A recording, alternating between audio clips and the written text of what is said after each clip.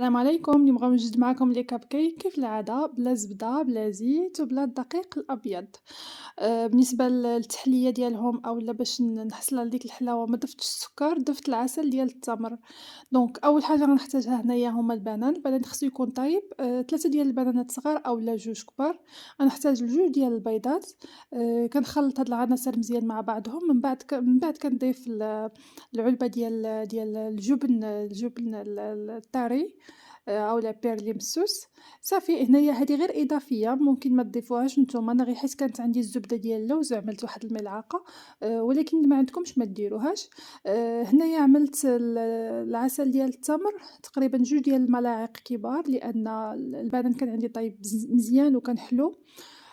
صافي كنخلط مزيان هاد العناصر مع بعض، كنضيف الشوفان بالنسبة الكمية مضبوطة غنكتبها ليكم في لا فيديو أولا غتلقاوها في صندوق الوصف.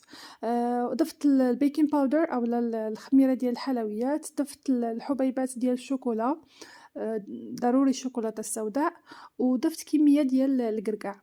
صافي هنايا كنوضعهم في هاد المول ديال لي كاب كيك، وكندخلهم للفرن اللي كيكون مسخن ديجا من قبل.